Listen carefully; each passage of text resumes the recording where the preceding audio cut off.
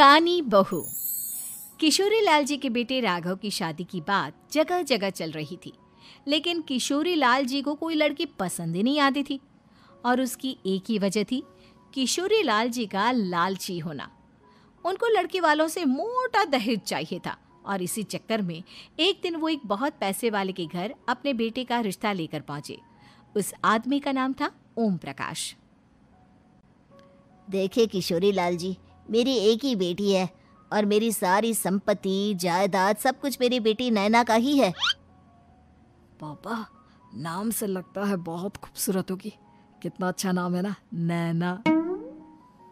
ओ, वैसे बात तो सही है आपकी। अब इतना पैसा है, जमीन जायदाद है, इकलौती बेटी, आप भी क्या करेंगे? सब कुछ उसे ही देंगे ना। बिल्कुल ठीक पहचाना आपने। बस बेटी की शादी और सारी जायदाद उसके नाम। पापा, बिना देखे हाँ कर दीजिए ना। इतना अच्छा रिश्ता फिर कहाँ मिलेगा? माला माल हो जाएंगे हम। मैं अपनी बेटी को बुलाता हूँ। अरे नहीं नहीं नहीं नहीं, आपकी बेटी का नाम नैना है, सुनकर ही लगता है बहुत सुंदर होगी। रहने दीजिए अंकल, मैं तो आपकी बेटी के नाम से ही इतना खुश हो गया हूँ कि उसे बिना देखे शादी करने को तैयार हूँ। अब तो मैं उसका चेहरा सीधे शादी के बाद ही देखूंगा। और इस तरह राघव नैना का चेहरा नहीं देखता और उससे शादी कर लेता है।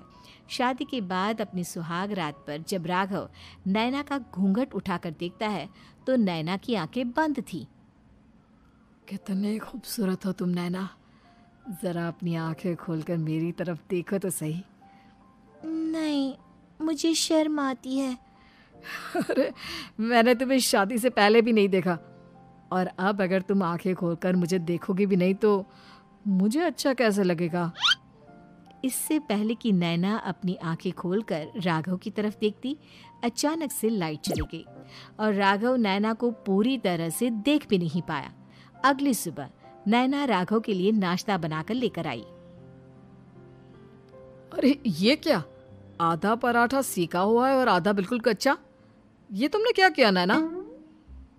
बहू, तुमने क्या आधा पराठा तवे से नीचे लटका कर रखा था, जो आधा सिका है और आधा कच्चा? मुझे जितना दिखेगा उतना ही तो सीखूंगी ना पापा जी। जहाँ जहाँ मुझे नजर आ रहा था वहाँ मैंने सीख लिया, जहाँ जहाँ नहीं दिखा वहाँ कच्चा रह गया होगा। इसका क्या मतलब है? ये कैसा मजाक कर रही है तुम? अरे बहू, तुमने इतना लंबा घूंघट क्यों लगाया हुआ है? देखो, हमारे घर में बहुओं को बेटी की तरह रखा जाता है, और फिर तुम तो इतना सारा माल लेकर आई हो। देखो, ये घूंघट डालकर रखने की कोई ज़रूरत नहीं है। हाँ नैना, पापा जी ठीक कह रहे हैं, तुम तो आराम से रहो, अपना ही घर समझो। नैना अचानक से अपना घूंघट उठा लेती है। अरे ये क्या पापा, नैना की तो एक आंख फूटी हुई है। नाम से नैना, लेकिन ये तो कानी बहू निकली। मेरे साथ धोखा हुआ है, धोखा। बिना दिखाए अपनी कानी लड़की मेरे संग ब्याह दी। मुझे कानी बीवी नहीं चाहिए। मुझे अभी ओम प्रकाश जी से बात करनी पड़ेगी। आखिर उन्होंने मेरे साथ ऐसा किया क्यों? अरे, आप लोगों ने ही तो पापा से कहा था कि आप लोग शादी से पहले मुझे देखना नहीं चाहते। अब मेरे पापा पर क्यों इल्जाम लगा रहे हैं? अरे लेकिन उन्हें बताना तो चाहिए था ना कि तुम कानी हो, एक आंख से तुम्हें दिखाई नहीं देता। किशोरी लाल और राघव नाराज होकर ओम प्रकाश को अपने घर बुलाते हैं। पापा जी, ये आपने क्या किया? शादी से पहले बताया क्यों नहीं कि नैना की आंखों में परेशानी है? अरे, आप ही ने तो लड़की देखने से मना कर दिया था। और लेकिन आप बता तो सकते थे। आपको तो हमारी बेटी की प्रॉपर्टी चाहिए थी, वो भी पूरी की पूरी। अब क्या हुआ अगर उसे आधा दिखाई देता है?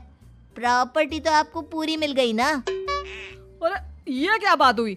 मेरी शादी प्रॉपर्टी से नहीं, आपकी बेटी से हुई है।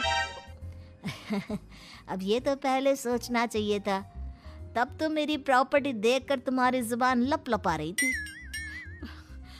लेकिन मैं कानी लड़की को अपनी बीवी बनाकर नहीं रख सकता। पापा, कुछ करिए ना आप। हाँ, करता हूँ। देखिए ओम प्रकाश जी, आप हमारे साथ ऐसा नहीं कर सकते।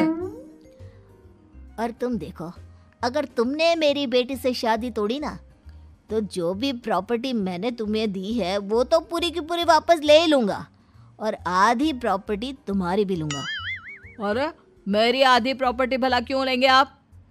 इसलिए क्योंकि मेरी बेटी को आधा नजर आता है और उसकी नज़र अभी तक तुम्हारी आधी जायदाद पर ही पड़ी है। अब तुम उसे घर से निकालोगे तो कुछ तो लेकर जाएगी ना।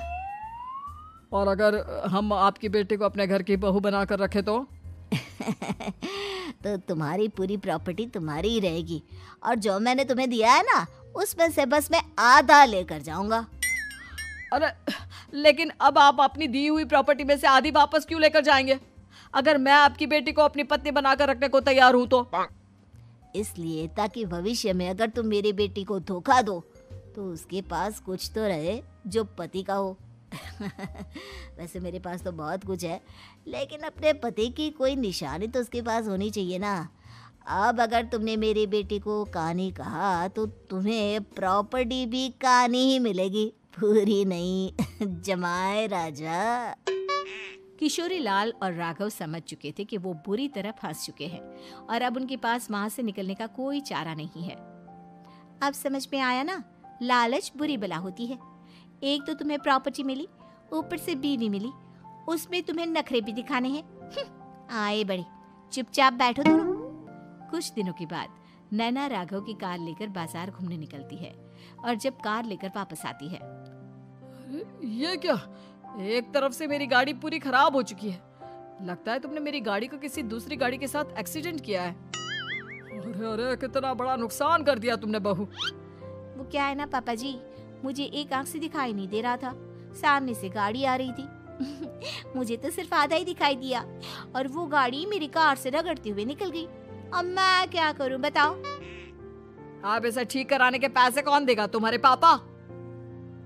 तुमने मुझसे इस तरह से बात की? अभी रुको। नैना राघव की शिकायत ओम प्रकाश को कर देती है। देखो राघव, अब जो मेरी आधी प्रॉपर्टी तुम्हारे पास थी ना, उसमें से आधी और मैं लेकर जाऊंगा, क्योंकि तुमने मेरी बेटी को डांटा। अरे नहीं नहीं पापा जी, गलती हो गई, माफ कर दो। गलती की तो कोई गुंजाइश ही नहीं। अगली बार मेरी बेटी को डांटा तो बची हुई आधी में से आधी और ले जाऊंगा। लालच के चक्कर में हम दोनों ने बहुत बड़ी गलती कर दी बेटा। एक तो तुम्हें कानी बहू मिली और ऊपर से जो माल मिला वो भी काना। इस तरह राघव की हर एक गलती पर ओम प्रकाश उसकी प्रॉपर्टी का आधा आधा हिस्सा लेकर अपना सारा माल वापस ले गया और राघव को कानी बीवी से काम चलाना पड़ा। भाई लालच वाकई में बुरी बला है।